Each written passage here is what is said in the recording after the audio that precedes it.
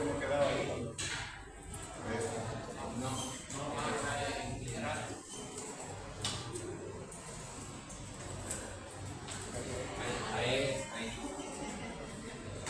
Bien, como ya estuvimos hablando la pasada clase, hicimos una definición de la farmacología y obviamente continuamos con la división de ella y habíamos hablado sobre la farmacognosia. Entonces dijimos que esta parte de la farmacología estudia el origen y la estructura química de los fármacos. Ya habíamos quedado en esta parte porque en principio vimos los vegetales, que pertenecen obviamente al origen natural. Hoy vamos a ver lo que va restando del tema. Y dentro de eso, obviamente, el reino animal y el mineral generan también una serie de fármacos que en otro momento, sobre todo la parte animal, ha contribuido mucho al desarrollo del tratamiento de diferentes enfermedades. Dentro de esa, como dice la diapositiva, se pueden utilizar el reino animal, los polvos de órganos, porque antes se hacía, o sea, se mataba animales para extraer la glándula tiroides, y se molía y se daba por vía oral esta importante hormona, sobre todo en la gente que tenía bocio hipotiroideo. Y también se han utilizado hormonas, obviamente, dentro de las hormonas más importantes utilizadas en otra época, sin lugar a dudas, la insulina, una hormona de características proteicas, fueron extraídas del ganado bovino como también del porcino, y que difiere entre 2 a 3 aminoácidos la estructura de la insulina humana. Y entonces eso se utilizó en otra época. Hoy en día, comentaba también con ustedes, que se puede utilizar la hormona humana, pero no porque se extraiga de los humanos, sino porque a través de la biotecnología, ¿no?, se ha introducido un gen a la bacteria Escherichia coli, un gen humano, y entonces es la Escherichia coli la que produce la insulina hoy en día de manera masiva. Entonces esa es la insulina humana que nosotros compramos. Entonces eso se generó a partir de los animales y hoy en día, vuelvo a repetir, una bacteria como la Escherichia coli, que se le ha introducido un gen humano que es la que produce la insulina.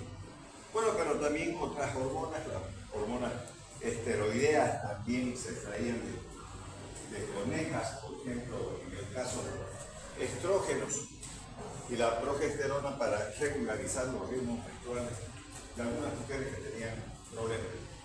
Bueno, el reino mineral, para todo el mundo que tiene conocimientos, de hecho, de fisiología humana, verán que ese líquido extracelular contiene muchos de estos minerales que son muy importantes, digamos, para el buen funcionamiento del organismo humano. Entonces podemos encontrar desde el agua. El agua pertenece al reino mineral y la composición del ser humano, todos saben por esa asignatura denominada fisiología, que entre el 70 al 80% del organismo humano es agua, parecido a lo que es nuestra madre tierra. Entonces, pero además contiene una serie de elementos que pertenecen al reino mineral, como sodio, potasio, magnesio, calcio, fósforo, todo lo que ustedes quieran. Y eso pueden verificar, ¿no es cierto?, en la composición del líquido extracelular que presenta.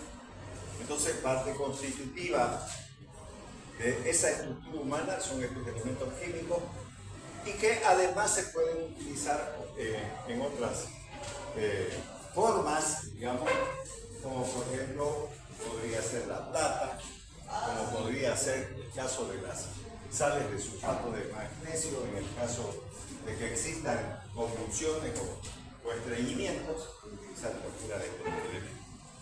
Entonces, existe una gran variabilidad de medicamentos que se pueden extraer del reino mineral. Entonces, seguimos hablando del origen de los fármacos, de las cosas que podemos utilizar como seres humanos para reponer la salud, ¿no?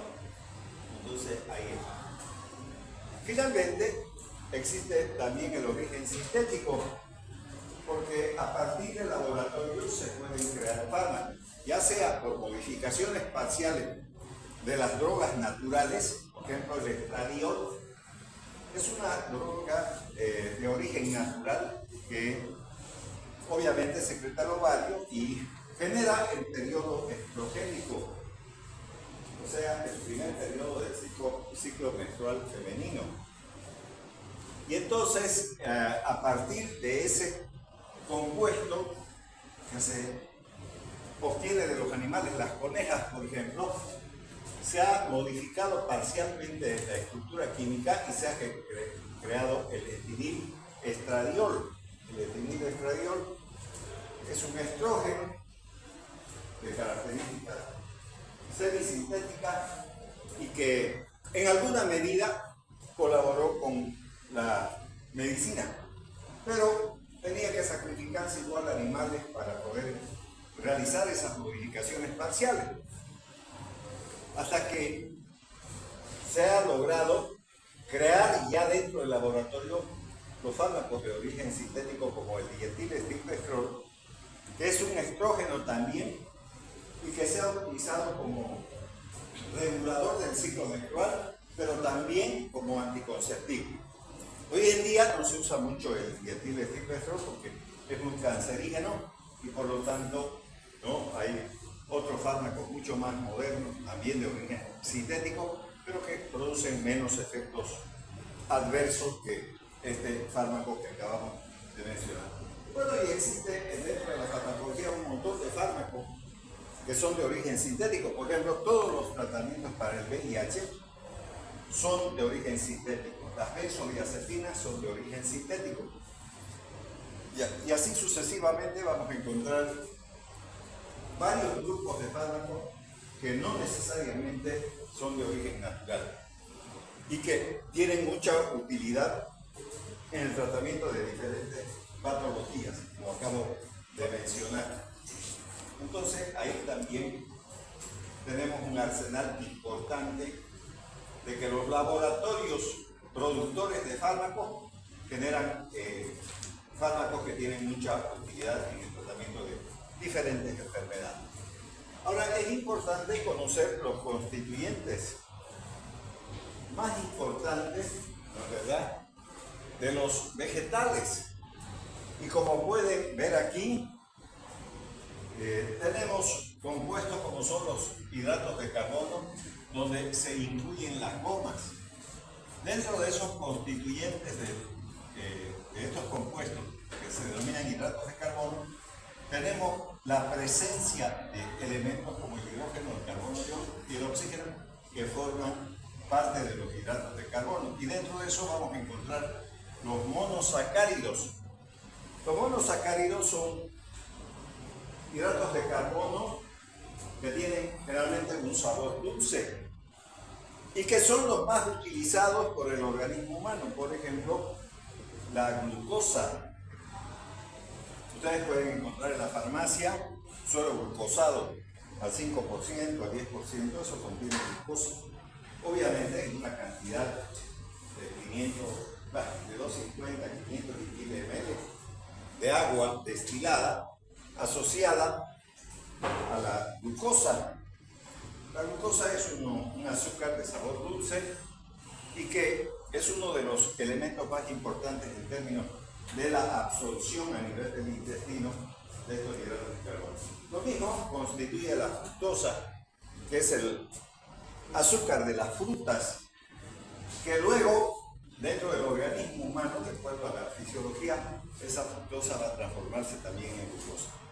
Pero también existen los disacáridos. Ya hemos hablado de los monosacáridos, dos son importantes, la glucosa y la fructosa.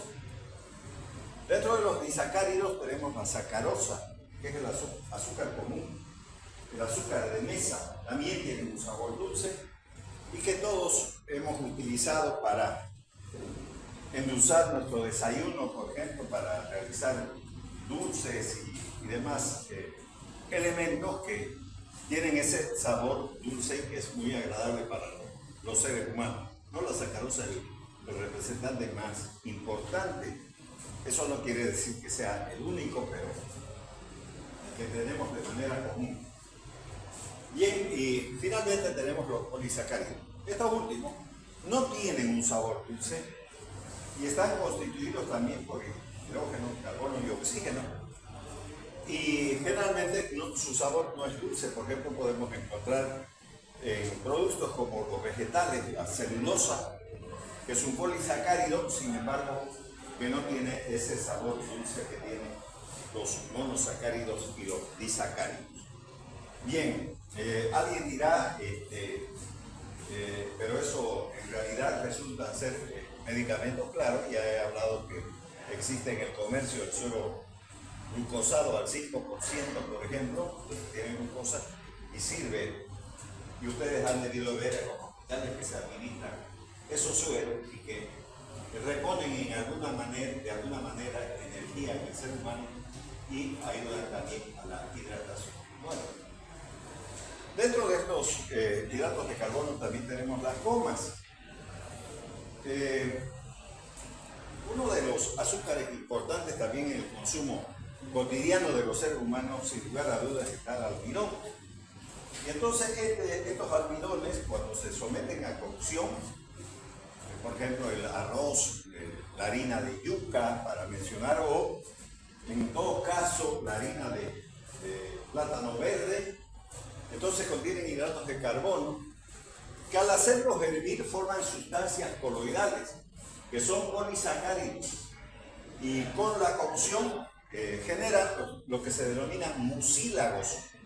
Estos mucílagos, que son hidratos de carbono, si uno los utiliza para tratamiento, generalmente son útiles para resolver los problemas de diarreas, pero no de cualquier tipo de diarrea. Siempre es bueno hacer un análisis profundo de la causa que está generando la diarrea. Existen diarreas infecciosas, ya sean virales, parasitarias, micóticas, bacterianas, como también pueden haber por otros tipos de causas que se puedan llegar a producir estos procesos diarreicos y que en alguna medida los mucílagos pueden resolver el problema. Por ejemplo, cuando a los niños que tienen diarrea, entonces los médicos suelen indicar, dependiendo de los resultados de los análisis, ¿no?, que les preparen agua de arroz y le den agua de arroz, o le preparen una sopa de plátanos verdes y entonces resuelve el problema de las diarreas. Muy bien, estos mucílagos obviamente precipitan con el alcohol. Si uno adhiere en vez de agua al alcohol, se precipitan en una especie de moco, ¿no?, que tiende a irse hacia el fondo del recipiente donde se los ha puesto. Entonces eso también habrá que tener presente. Bueno, si seguimos deshidratando al mucílago, es decir, seguimos haciendo hervir, entonces vamos a generar gomas. Y esas gomas, en otras épocas, no, hoy en día los colegios usan gomas para pegar, pero generalmente ya no son lo que se hacía antes de manera casera, pero usando maicena, usando el mismo agua de arroz y deshidratándose, puede generar las gomas.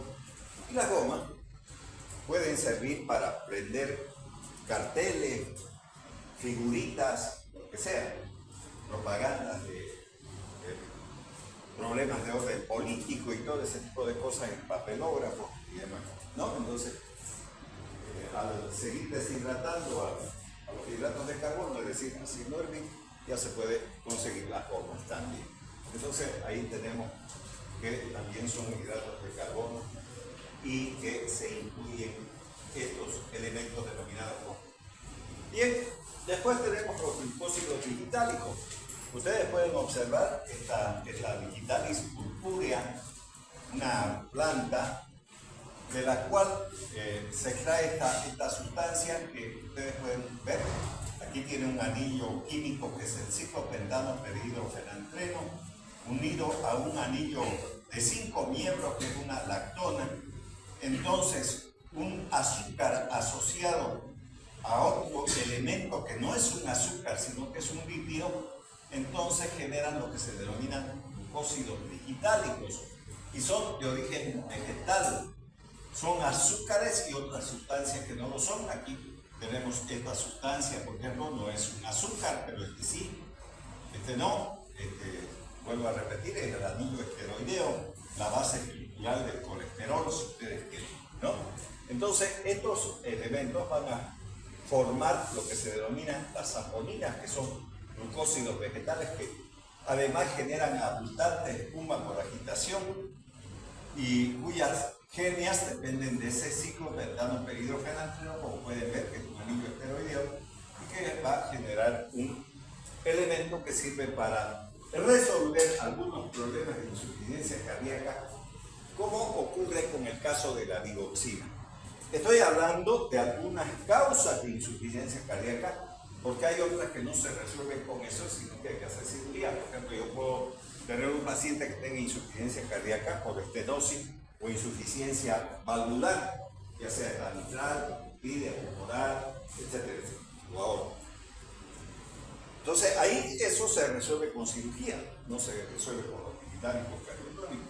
Pero si provienen de miocardiopatía o por hipertensión arterial, lo que sea, entonces podrían mejorar bastante si consumen estos medicamentos que son los digitales, ¿no? O los glucósidos denominados también cardiotónicos, que son útiles, vuelvo a repetir, para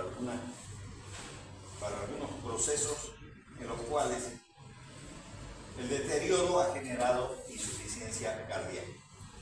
Bien, los taninos también son otros elementos importantes en el desarrollo de la farmacología. Muchos vegetales contienen taninos. Por ejemplo, podríamos ver desde el vino. Si alguien consume vino, ustedes tienen aquí el blanco, el rosado y el tinto. Hay los dulces y hay los secos.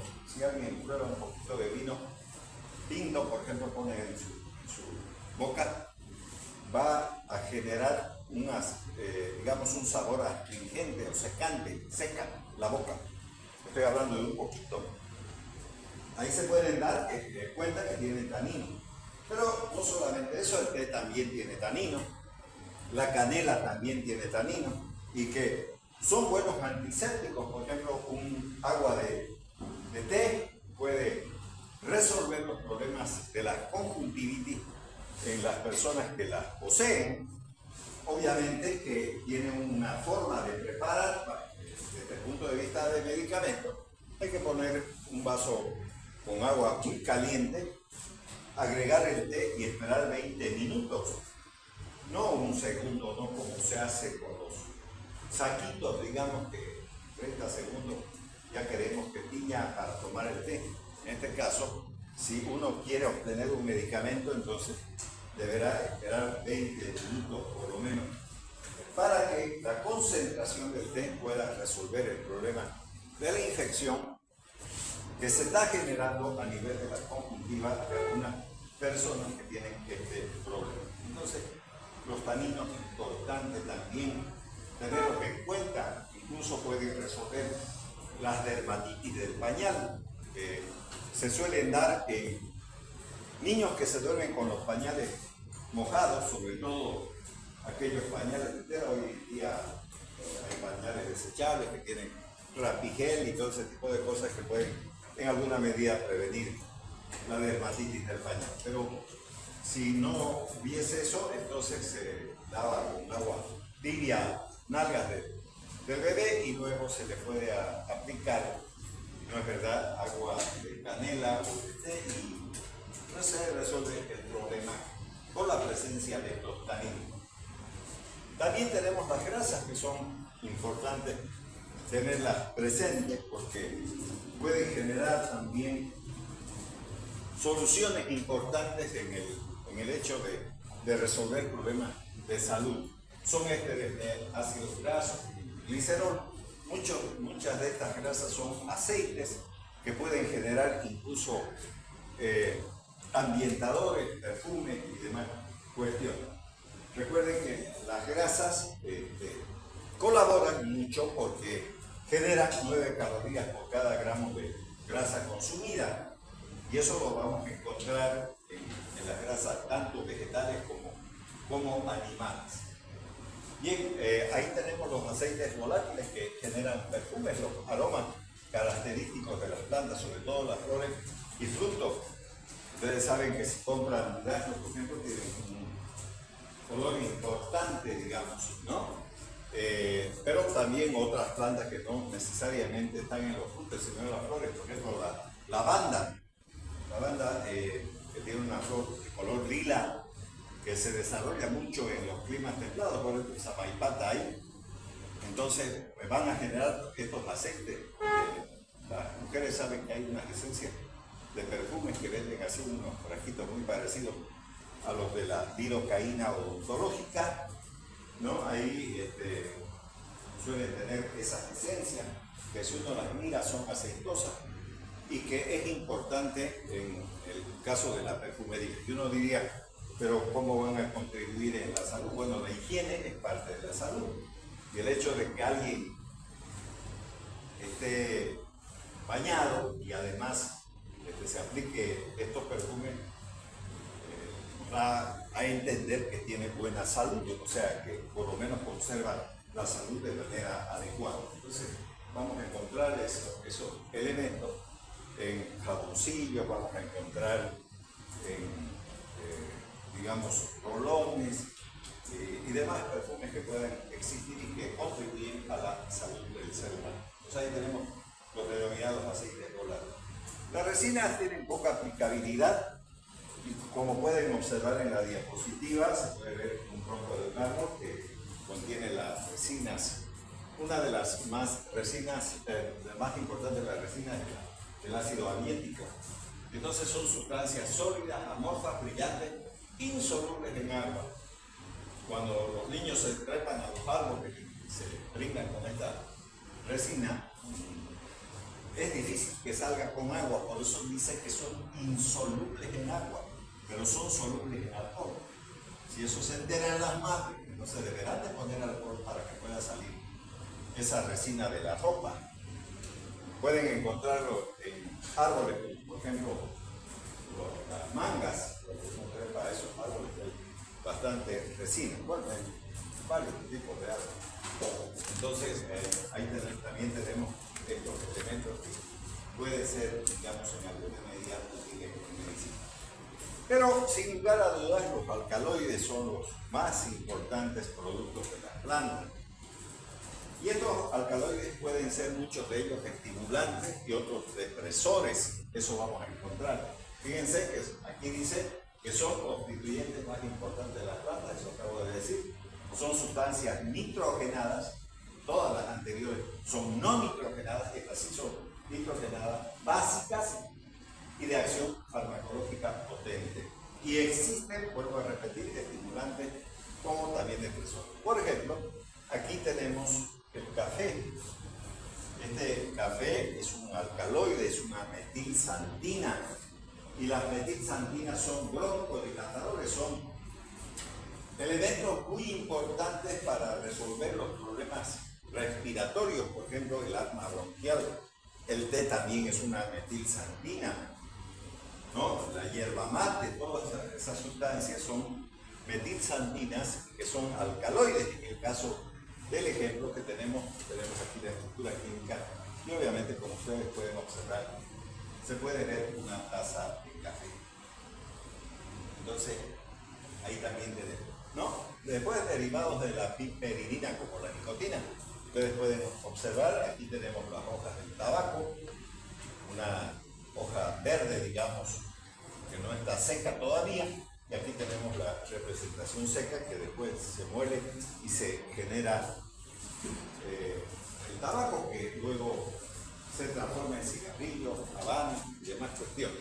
¿no? Entonces, eso contiene la nicotina, que es una sustancia importante que actúa sobre los receptores nicotínicos del organismo humano y que obviamente producen efectos importantes en su actividad, sobre todo parasimpática, ¿no? Más que simpática, parasimpática. Bueno, aunque puede generar también efectos simpáticos, porque recordemos que el simpático no solo trabaja con la adrenalina, sino también con la acetilcolina, que tiene acción importante sobre los receptores nicotínicos. Bueno, tenemos los derivados de la piperidina también, como la cicutina, que es un veneno, ¿no? Por eso se suele decir que a alguien que es bastante ponzoñoso para hablar, ¿no es verdad? Se dice es un cicuta, es una persona venenosa, digamos. Entonces, de ahí viene ese término de la cicutina, que es un veneno, ¿no es cierto?, que se usaba en la antigüedad para eliminar personas.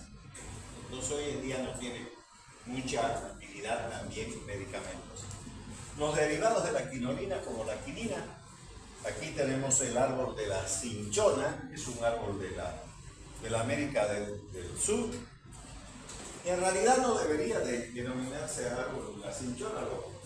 Los españoles y europeos han monopolizado hasta el idioma nuestro y le han puesto cosas que no deberían de poner, porque voy a contar un poco de la historia Recuerden que en la antigüedad, estoy hablando de la América del Sur, había dos virreinatos, el virreinato del Río de la Plata y el virreinato del Perú.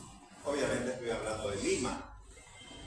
Entonces, el virrey del Perú tenía una esposa que se llamaba Juana de Chinchón. Y esta señora, esta dama española, estaba en Quito, Ecuador, y tenía que trasladarse de Ecuador, de Quito, la capital del Ecuador, hacia Lima, donde estaba el virreinato. Y para hacer eso tenía que cruzar por esta zona selvática amazónica que compartimos nosotros con los peruanos y los brasileños, que es por Tebra, ¿no? Por esa zona bajando del Ecuador hacia Lima. Entonces esta señora adquirió paludismo. Bueno, no se sabía si en esa época si era paludismo o no, pero de hecho tenía fiebre con escalofríos, todo ese tipo de cosas. Y los aborígenes de esa zona extrajeron una sustancia amarga, que es la quinina, que ustedes tienen aquí, y es un medicamento antipalúdico. Eso le administraron a esta dama noble de la corona española, del virreinato del Perú. Y entonces, como se llamaba Juana de Chinchón, entonces le pusieron a este árbol de la cinchona por esa razón, ¿no? Entonces, este árbol, que en realidad lo conocían los aborígenes, en realidad, ¿cómo llamarían ellos a este árbol? Ellos fueron los que descubrieron, no Juana de Chinchón, pero dependiendo de la española le pusieron, digamos, el árbol de la cinchona. Bueno, de ahí proviene. Entonces, la quinina es un fármaco antipalúdico, ¿no? Natural de la América del Sur, y que hasta el día de hoy se utiliza para el tratamiento del paludismo, ¿no? Recuerden que existen 4 tipos de parásitos que provocan el paludismo: Plasmodium vivax, oval y demás, ¿no? Eso ya para ustedes seguramente es bastante bien conocido también. Bueno, entonces seguimos con los alcaloides. Tenemos los derivados de la isoquinolina, como la papaverina. La papaverina es una sustancia que es extraída en realidad de una planta denominada amapola. La amapola tiene un nombre científico que se llama Papaver somnífero, y sus frutos inmaduros producen una resina que contiene alrededor de 20 alcaloides. Dentro de esos 20 alcaloides está, sin lugar a dudas, la morfina, está la heroína, la telaína, la papaverina obviamente, ¿no? Entonces muchos de ellos tienen diferentes actividades. Por ejemplo, la morfina es un hipnoanalgésico, es decir, produce sueño y calma el dolor. Es uno de los medicamentos, digamos, que tiene bastantes utilidades dentro de esa. Incluso puede funcionar como anestésico, ¿no? La morfina. Muy bien, pero para que nos enteremos, entonces, esta plantita denominada papaver somnífero, que es la amapola, posee también este alcaloide que es la papaverina. Y a partir de eso, de esa papaverina se han creado también algunos medicamentos que tienen que ver con la hipertensión arterial, que vamos a ver más adelante. Después, derivados del fenastreno, esa misma amapola, aquí tienen esos frutos inmaduros que hay que buscar una navaja y hacer unas rayas, rayar esto, y entonces sale una resina de color blanco que hay que dejar que se vuelva parda oscura, de color ámbar, se recoge en recipiente y entonces esa resina contiene obviamente uno de los elementos más importantes, que es la morfina. Y la morfina, vuelvo a repetir, es un hipnoanalgésico, del cual se derivan muchos productos, digamos, que calman el dolor. Uno de los últimos, sin lugar a dudas, es el tramadol, pero también generan anestésicos generales como el fentanil, el alfentanil, el remifentanil, que son derivados, ¿no es cierto?, de la morfina. Entonces, estos elementos que ustedes ven se generan a partir de la caída de los pétalos de esta flor, y entonces quedan así. Entonces hay grandes territorios de cultivo de esta planta que por convención internacional está terminantemente prohibida su siembra, ¿no? Por el hecho de que la gente termina volviéndose adicta al uso de estos medicamentos y se convierten en morfinómanos, ¿no? Y se suele utilizar el medicamento, como les digo, para resolver los problemas del dolor, porque pertenece a un grupo denominado hipnoanalgésicos. Después tenemos los derivados del tropano, como la atropina, que proviene de varias plantas, colobache, el beleño negro, ¿no? Y obviamente el más utilizado, sin lugar a dudas, es la atropa belladona.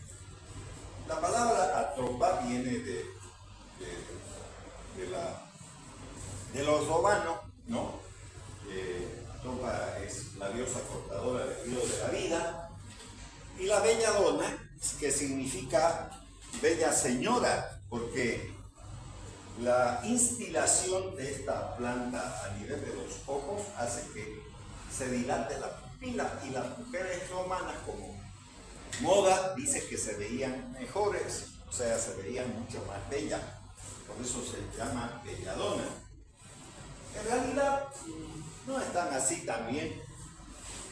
Ocurre que hoy en día, por ejemplo, uno de los deportes que genera mucho dinero y mucho atractivo para las mujeres, sin lugar a dudas, son los jugadores de fútbol, porque en el mundo del amor-negocio, ¿no?, sería bueno meterse con Messi, porque al final de cuentas resuelve su vida entera, ¿no? Ganan millones con patear la pelota y ya está, digamos, ¿no? Entonces no importa que sea feo, chiquitito, cara de rata o lo que sea, digamos, no importa, pero que tenga plata y ya está resuelto el problema, digamos. Negocio es negocio y ya está. ¿No es verdad? En esa época no había en México, ¿no? Eran los gladiadores, ¿no? Los digamos, elegidos, porque, a ver, un Calígula, digamos, todo un flacuchento feo y depravado más encima, mejor un gladiador, digamos. Y alguien que ha visto la película del gladiador se da cuenta de los físicos que tenían los sujetos. Entonces las mujeres se ponían esa tropa gladiadora para que dilaten las pupilas y de noche veían mejor, porque recuerden que no había tan dulce en esa época, eran antorchas. grasa de animales. Entonces, al dilatarse las pupilas entraba más luz y podían caminar en la noche hasta las celdas donde estaban los gladiadores para tener relaciones sexuales, para eso, ya está, ¿no? Con hombres que obviamente tenían tremenda musculatura. Hoy en día se han cambiado por jugadores de fútbol, ¿no verdad? Ya eso, un poco para que podamos entender cómo funciona la historieta de la vida. Entonces esta tropa belladona era para eso, para dilatar las pupilas.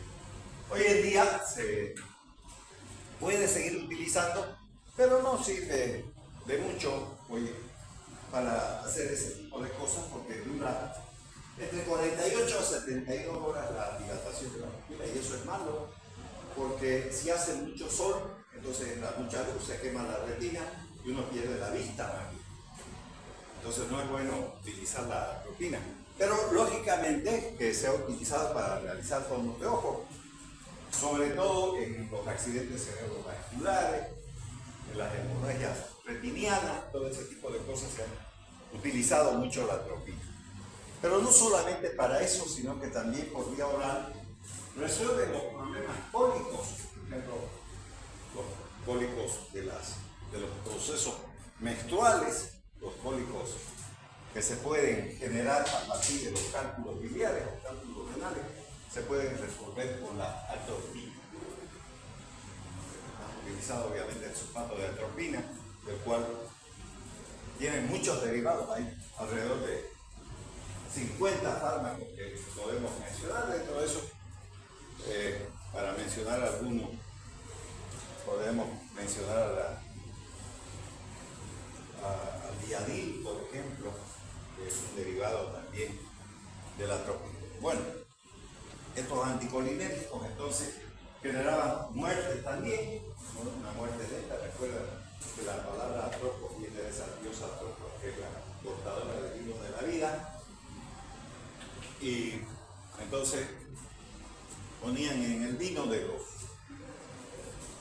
los césares y los eliminaban con el hecho de tomar de manera consecutiva esta sustancia denominada atropina, alcaloide de la belladona, ¿no?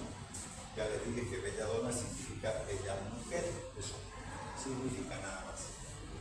Bueno, tenemos también los derivados del lindol como la eserina, que proviene de esta planta de África subtropical que se llama haba del calabar, como pueden observar ustedes ahí.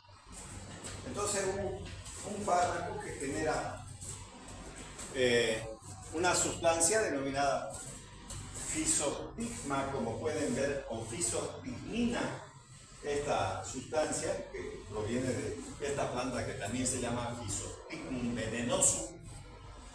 Entonces se desarrolla en África subtropical y que tiene como característica aumentar el peristaltismo intestinal.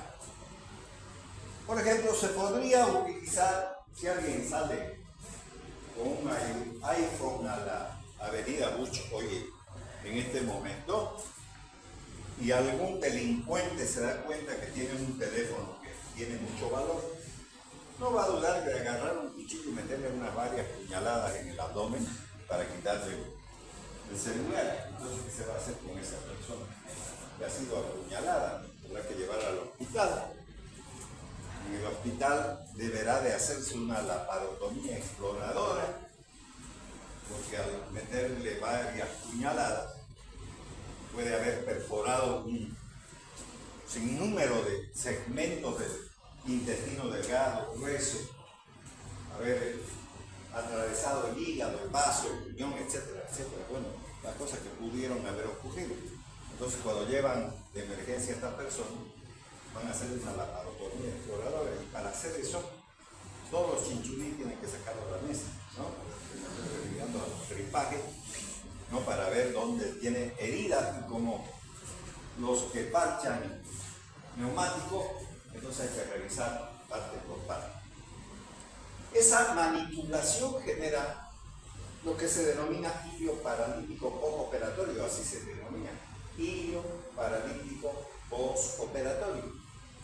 está diciendo nombre y apellido completo, postoperatorio. Han operado, han hecho la laparotomía, han sacado los intestinos, han revisado parte por parte para reparar eso. Entonces, si escuchamos bien, se llama ilio paralítico, está hablando del ileón paralítico, se paralizó, no hay peristaltismo, postoperatorio. Si el cirujano ha hecho puntos de sutura en esos pedazos de intestino dañados y no hay peristaltismo, quiere decir que no va a haber eliminación de gases. Y si eso está paralizado, los gérmenes que viven en la luz del intestino van a generar que se hinche. Fíjense ustedes que cuando un animal muere, ya no funciona su corazón, ni hay peristaltismo. ¿Qué pasa con su abdomen? Se va a inflar así. No sé si han visto los caminos carreteros, hay perros atropellados y se hinchan así, y los hinchas andan dando vueltas. Lo mismo los caballos, las vacas, que podemos encontrar en el camino. Entonces, ¿quién genera ese gas acumulado ahí? Los gérmenes que están dentro del intestino, porque todos tenemos gérmenes, si no, no habría digestión, sobre todo la Escherichia coli. Y como no hay peristaltismo, entonces tiende a inflarse. Entonces, ¿qué va a pasar por los puntos? Si eso estaba así cerrado, porque el cirujano hizo eso, entonces va a empezar a abrir así, ¿no? Porque se está inflando el intestino. Entonces se va a destruir toda la cirugía que uno ha hecho. Entonces, ¿qué se puede dar? Se puede dar la isotretinoína, que se puede aplicar por vía intramuscular, como también se puede dar por vía oral. Y entonces se mueve de nuevo el intestino, hay peristaltismo, para resolver eso ¿no? Ese ilio paralítico postoperatorio. Que quede claro que hay otras patologías como, por ejemplo, la hernia umbilical, ¿no es verdad? El vólvulo y otras patologías cardíacas que pueden generar ilio paralítico, pero que es una contraindicación utilizar este medicamento. Solo se puede utilizar en el ilio paralítico postoperatorio. Solo esa es la indicación. Entonces se vuelve a mover el intestino. Hoy en día ya pues no se hace hacer mucho reposo a las personas que están operadas. Rápidamente tienen que ponerse de pie para mover el intestino. Y ese es otro problema que suelen tener las mujeres cuando tienen bebés. Los bebés lloran y lloran porque les tienen cólico. Y eso depende de que no mueven su intestino porque no caminan. Y entonces la gente se desespera y la atropina, que hemos visto hace un momento, paraliza más el intestino, calma el dolor por un ratito, después vuelve con más ganas y están con la panza así hinchada, los bebés. Eso es por mala manipulación de la madre sobre el niño. Pero que no es conveniente el uso tampoco de eso. Solamente estoy mencionando como ejemplo. Bueno, después tenemos los derivados del imidazol, como la pilocarpina, que proviene de esta planta, denominada Pilocarpus jaborandi. Hoy en día no tiene mucha utilidad tampoco este producto, pero de todas maneras es importante tener presente, o por lo menos ver la presencia de este vegetal que se denomina Pilocarpus jaborandi, de donde viene la pilocarpina. Bueno, luego vamos a tener los constituyentes principales que provienen del reino animal, como ya hemos mencionado. Lo más importante es la presencia de las proteínas. Recuerden que mañana, 19 de marzo, es Día del Padre, y mucha gente que tiene tiempo hará un churrasco probablemente en su casa para agasajar a su padre. Y entonces cuando hace un churrasco que ha preparado carne, ¿y qué contiene la carne? Abundante proteína. Y entonces las proteínas son muy importantes. Por ejemplo, hay gente que va a los gimnasios y trata de buscar aminoácidos. Los aminoácidos en su conjunto pueden llegar a formar parte constitutiva de las carnes. Incluso cuando se consumen las carnes, ya a partir del estómago, con la presencia del pepsinógeno, que luego se transforma en pepsina, se puede ya destruir la presencia de esos aminoácidos, de esa proteína, que luego se van a convertir en aminoácidos. Que quede claro, para que también ustedes sepan y no hablen sonceras, ¿no? Porque la gente está acostumbrada a hablar de estupideces. Entonces diré que para que te mantengas joven, lo importante es que consumas colágeno, dice. Son huevadas eso. Ya les he explicado. El colágeno es una cadena proteica y tiene un 80% de compuestos como la glicina. La glicina es un aminoácido, pero también tiene 4 hidroxiclorinas, 5 hidroxiclorinas, que son aminoácidos. Y para que nos enteremos, si decimos que cada aminoácido es una perlita de un collar, podría poner como ejemplo la insulina. La insulina tiene 2 cadenas, una alfa y una beta, y es de carácter proteico. Entonces, para imaginarme, voy a hacer un collar de bolitas que tienen un orificio, le paso un hilo y tengo un collar. ¿Qué tengo en este momento? Un collar. Bueno, como lo hice el collar, compré bolitas de colores. Si quieren un rosario, como usan los católicos, los evangélicos no les gusta mucho eso, ¿no? Un rosario también está formado por bolitas. Ya. Entonces, esa cadena, que se llama insulina, está formada por aminoácidos. Si me la tomo, entonces las enzimas gástricas van a destruir, ¿qué? El hilo. Rompen el hilo y se sale la agua. ¿Y es collar otra vez? No es collar, son bolitas. Nada. Y esas bolitas se van a absorber y son los aminoácidos. Entonces, si ustedes consumen colágeno, por ejemplo, consuma gelatina de pata, puro colágeno. Ya están consumiendo, pero cuando entra al intestino se la destruye y van a hacer bolitas. Ya no va a haber colágeno. Entonces, ¿qué están consumiendo? Aminoácidos, no colágeno. ¿No? Así que van a rejuvenecer, no van a rejuvenecer así. No compren huevada.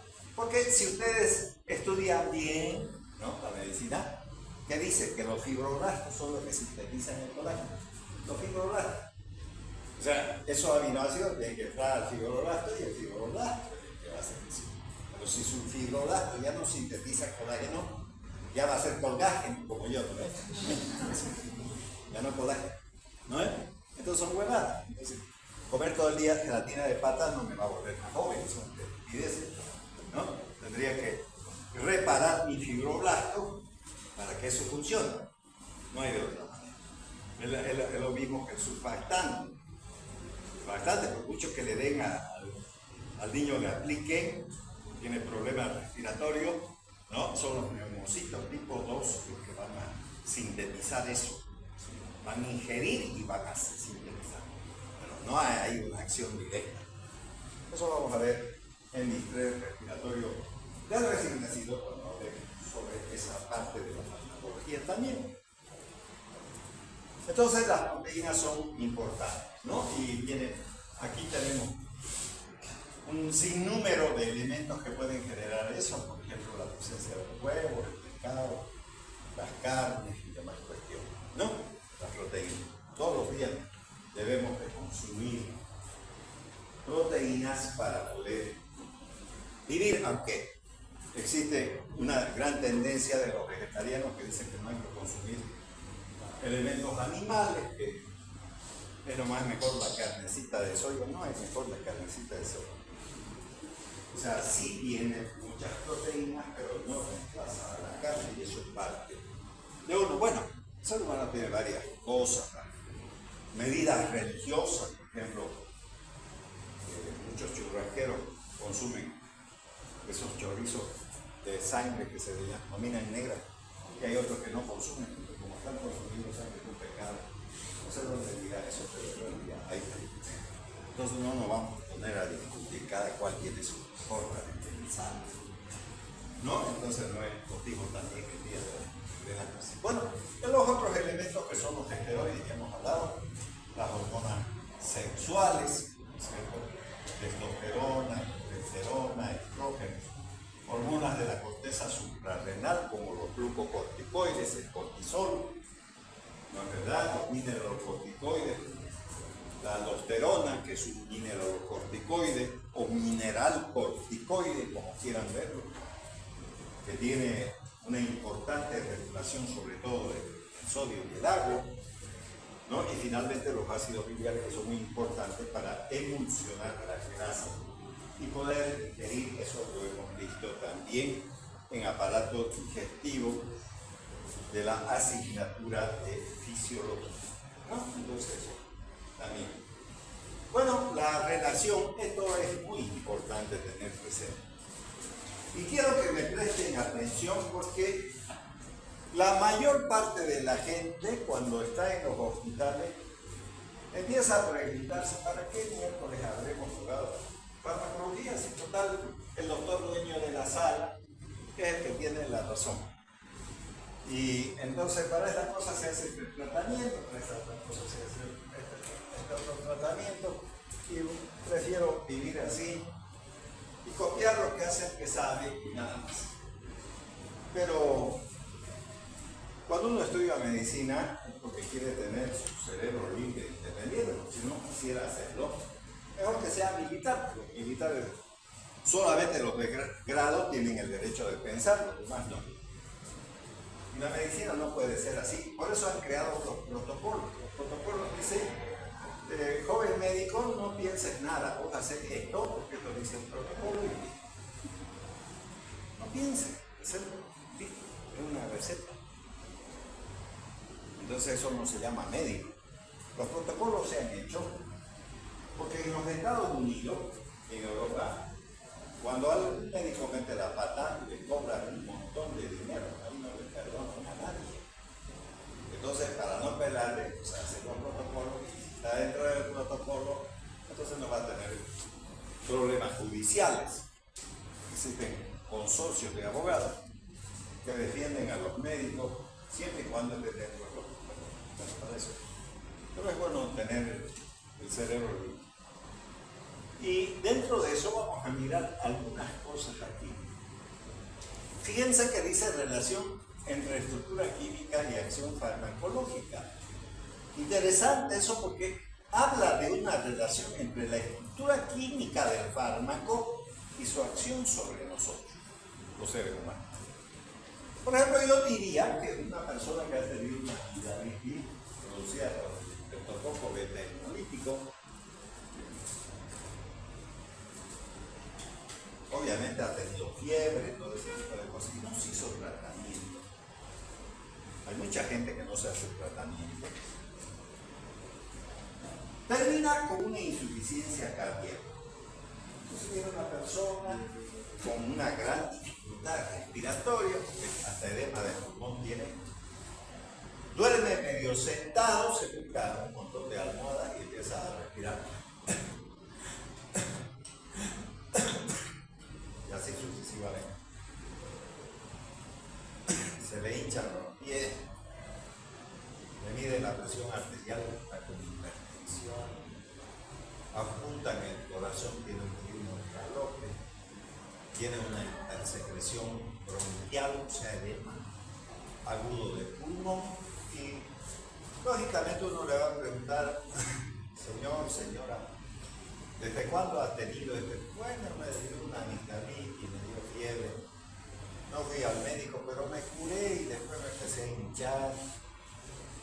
Y ahora ya no puedo ni dormir porque tengo que dormir sentado. No puede dormir porque tiene edema de pulmón. Y entonces el doctor saca sus conclusiones, amigdalitis, y como resultado final tiene una insuficiencia cardíaca. Entonces puede ser que el estreptococo se haya metido al corazón y haya producido una endocarditis bacteriana producida por el estreptococo, que sería muy importante administrar el penicilina. Bueno, la penicilina penicilina es un antibiótico beta-lactámico que viene de varias formas. Por ejemplo, tenemos aquí la penicilina. Muy bien, y entonces tenemos la penicilina sódica, o sea, penicilina G sódica, potásica, benzatínica, procaínica y clemizol penicilina, digamos, la forma de presentación de la penicilina. Y si uno mira esto de aquí, entonces empezará a sacar varias conclusiones, porque si le doy penicilina sódica, esta penicilina sódica en realidad es cloruro de sodio de penicilina. ¿Para qué habrán hecho esto? Para estabilizar esta sustancia. O sea, han asociado este sodio a esta penicilina para estabilizar esta penicilina. Entonces viene la penicilina sódica. Y este elemento llamado cloruro de sodio es una sal. Y esa sal que hace retiene agua.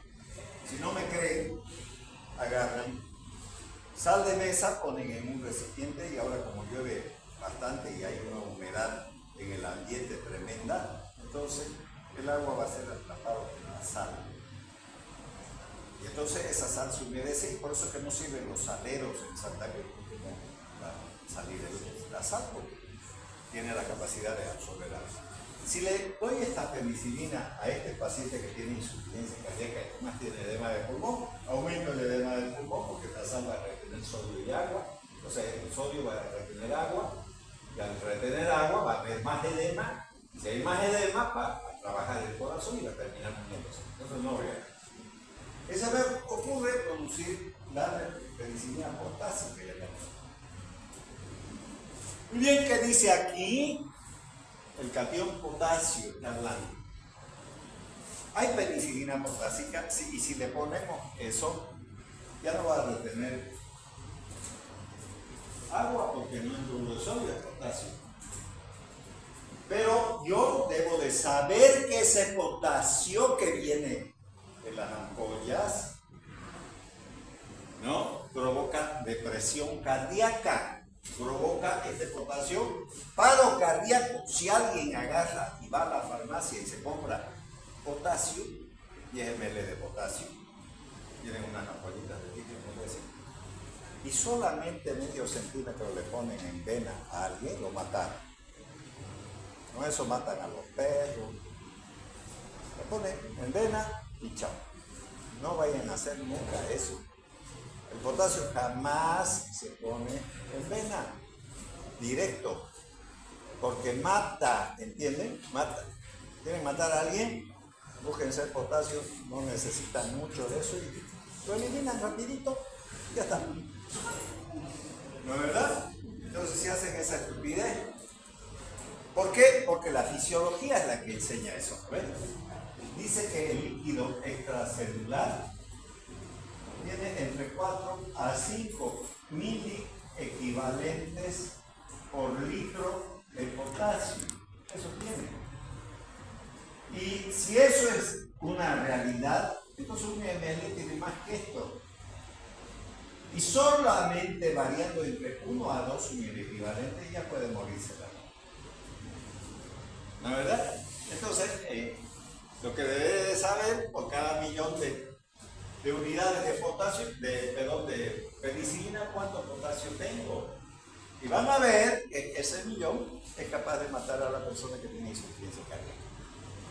Entonces, la gente de estúpida que va a decir, ¿no? Tenía alergia a la penicilina y se murió. Huevada, no fue eso. Fue el producto del médico que no sabe que tiene potasio y eso mata, ¿no es? ¿No es? Entonces, no es que sea eso un chiste. Y además no existe un medicamento que venga puro. No hay eso. No existe. Si no, ¿me creen? Entonces, fíjense cómo viene la cocaína, como clorhidrato de cocaína. No viene como cocaína. Viene como clorhidrato de cocaína. Igual que la penicilina. Viene asociada, ya sea al sodio, al potasio, a la benzatina, a la desatina la harina y obviamente alcoholizón. No hay solito. ¿Y eso creen que tienen solito? No.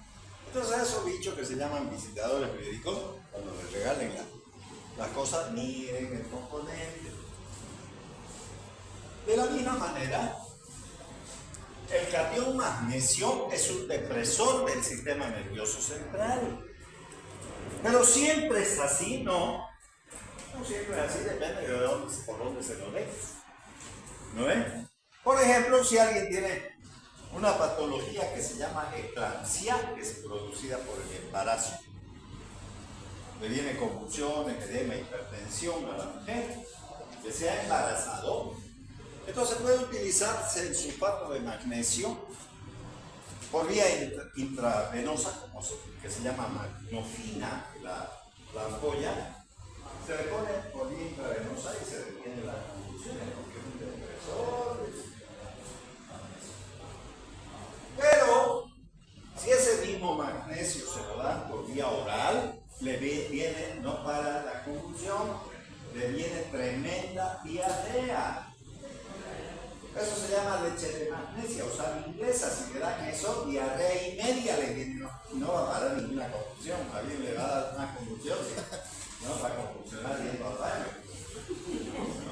No le va a alcanzar taza, ni nada de puchi, digamos. ¿No es? Entonces no es que porque yo aprendí, yo se lo doy por vía oral, o que a mí me da la gana, ningún depresor del sistema nervioso funciona de esa manera, sino aumenta el peristaltismo. Entonces, cuando estoy diciendo eso, hay gente que con este clima así, sobre todo de madrugada, y la gente vieja suele tener calambres. Los calambres se resuelven con magnesio. Entonces hay unas tabletas efervescentes que se llaman Magnatil, que se ponen en un vaso con agua, se toman. No le vayan a dar eso así a un viejito, porque si ese viejito tiene que ir a pagar sus impuestos, tiene que ir a bartolear a la plaza o lo que sea, y le dan ese medicamento y le viene diarrea, ¿dónde mierda va a ir a hacer? Se va a cagar en sus calzones. Ya los viejos no atacan nada. No cierran el cuchao. ¿No? ¿Listo? Entonces, hay que tener criterio para dar también eso.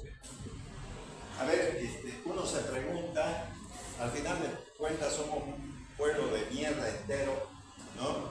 Han hecho un RTA, no sé qué diablo se llama. Ahí han construido las cositas bonitas en el centro, por lo menos deberían de al final hacer un zip y alguna cosa así, un café, ¿no? Podrían poner una mesita, porque ya no sirve para el transporte, y esa es plata de todos nosotros. No, ¿verdad? Yo ha destruido todo eso, pues ya, para que no se vea lo que ha hecho la Angélica Sosa, pero bueno, ese tipo de cosas hay altas, departamento, pero no hay baños. No hay baño. ¿Dónde hay baño en el centro? No hay baño. Y si le dan eso para el calambre a un viejito o una viejita, ¿dónde va a ir? Va a tener que entrar a un bar, ¿no? Si en el bar le dicen no sirve el baño, ¿para qué mierda pedir la taza de café si no hay ni baño aquí? Entonces, no tenemos cómo resolver esos problemas.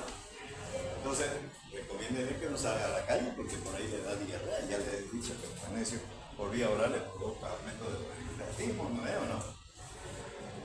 Entonces no es nomás que yo voy a recetar porque me da la gana de hacerlo. O sea que si una persona, por decirle, para la parte que no tiene 4 días que no haya ido al baño, Funciona, perfecto. le da el magnetismo. Funciona bien. Bueno, se vuelve a regularse, digamos. Pero fíjense que vuelvo a repetir, es un depresor del sistema nervioso. Dado por vía oral funciona de otra manera. El anión bromuro también es depresor del sistema nervioso central. Entonces, pueden encontrar, por ejemplo, el bromidrato de escopolamina, que es un derivado de la atropina y es depresor del sistema nervioso central. Sin embargo, el anión nitrito, por ejemplo, la dinamita es un nitrito. La dinamita se llama trinitrato de se llama trinitrotolueno, se llama la dinamita, trinitrotolueno. O TNT, no es el canal de televisión TNT, porque hay TNT también. Entonces se llama trinitrotolueno. La dinamita que suelen tener los ponchos de fuego para hacer el total, lo que sea, entonces puede servir para bajar la presión, porque un vasodilatador, y al ser un vasodilatador baja la presión arterial. Tal es así que el nitroprusiato de sodio es uno de los mejores medicamentos para el tratamiento de la hipertensión arterial por su acción vasodilatadora. Si se dilatan los vasos, cae la presión arterial de una persona que tiene hipertensión arterial. Entonces esos nitritos, cuando uno encuentra en los compuestos, con seguridad van a bajar la presión arterial. Comenzando de nuevo, les vuelvo a repetir, con la dinamita. Esa masa amarillenta de la dinamita se nos lo pone debajo de la lengua. Es un vasodilatador y ya baja la presión arterial. En cambio, los cationes que forman metales pesados, por ejemplo el mercurio, la plata, el cobre, son herbicidas. ¿No? Si alguien está jugando básquetbol y cae, o voleibol, cae en esas canchas de cemento, entonces va a ser herida. Entonces, si se compra mercurio para aplicarse, es para que no se infecte, ¿no es verdad? La plata solían medir, ya no tiene, lápices de nitrato de plata para resolver el problema de las verrugas, porque muchas de ellas, independientemente que se puede curar con la cáscara de guineo y quitar para atrás, no sé qué cosa, un día martes 13 de noche, todo ese tipo de cosas, aullido de lobo y demás cuestiones, componen, digamos, ¿no? Pero una manera médica de curar es con el nitrato de plata. Entonces el nitrato de plata, que viene en unos lápices, se pone una gota de agua ahí en la verruga, se pone el lápiz unos 30 segundos, se va quemando día a día hasta que se cae la verruga y se quema. Entonces se puede resolver de esa manera, ¿no? Entonces también el cobre y demás cuestiones que pueden, ¿no es cierto?, ser útiles en el tratamiento de estas patologías. Muy bien. Entonces, vamos bien. Quiero ver si buscamos esta otra parte también, los compuestos orgánicos. También la relación de los compuestos orgánicos nos da a entender sobre la función del fármaco. Por ejemplo, los hidrocarburos alifáticos alicíclicos, son depresores del sistema nervioso, como por ejemplo los anestésicos generales. Recuerden que el alcohol fue el primer fármaco que se utilizó como anestésico, y de ahí proviene una sustancia farmacológica que es el éter, y a partir del éter se han creado los compuestos fluorados, que son los anestésicos generales. Los fenoles son herbicidas, pero además son irritantes locales, ¿no? Entonces, también habrá que tener presente esos compuestos y su relación. Como las aminas, por ejemplo, son despertadoras. La adrenalina es una amina despertadora. Fíjense cómo está escrito, aminas, con N. Y aquí dice amidas, la N se ha sustituido por una T. Estos son depresores, estos son estimulantes.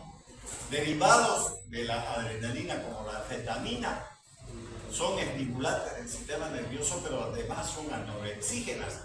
Sirven para evitar el hambre. Por eso son anorexígenas. Sin embargo, las amidas son depresores del sistema. Por ejemplo, la procaína es un anestésico local. Pero si se le agrega un grupo amida, entonces se genera lo que se denomina procainamida. Y la procainamida es un antiarrítmico que sirve para resolver los problemas de las taquicardias supraventriculares. Recuerden que la taquicardia es un ritmo acelerado del corazón que sobrepasa los 100 latidos por minuto. Cuando se sobrepasa de los 100 latidos se llama taquicardia. Y si es supraventricular, quiere decir que está por encima de los ventrículos el problema. Entonces, si se administra procainamida, al ser un depresor, se baja la frecuencia cardíaca y se regulariza el ritmo de las personas que sufren eso, ¿no? Entonces, ya. Por eso que habla de los anestésicos locales tipo amida como la procaína. Pero si se agrega este grupo amida a esta procaína, tenemos la procainamida. Y son depresores del sistema nervioso central. Eso también es importante. Las quinonas son irritantes locales, por lo tanto, muchas tienen acción purgante. Los esteroides son hormonas que obviamente derivan del ciclopentano peridrofenanilo que ya hemos hablado, ¿no? Entonces también es importante tener eso. Y bueno, ya vamos a ir terminando esto. Los glucósidos ya hemos hablado que muchos de ellos son una asociación de azúcares con otras sustancias que no lo son, como la digoxina, que ya hemos visto que tiene en su composición una lactona, y también el ciclopentano hidrofenanilo. Los alcaloides, muchos de estos son estimulantes del sistema nervioso y otros son depresores. Por ejemplo, son estimulantes la cafeína, que es una metilxantina, y son depresores, como hemos visto ya en una anterior diapositiva sobre la morfina. Recuerden que proviene de esa planta llamada amapola, denominada Papaver somniferum, ¿no? Después vamos a hablar de los isómeros, pero ahí vamos a quedar y el día miércoles continuamos. Nos vamos retirando, obviamente haciendo llegar por parte de ustedes a sus padres que tengan un feliz día del padre, y los que son como estudiantes padres también mis felicidades. Mañana el día del padre, para no olvidarlo.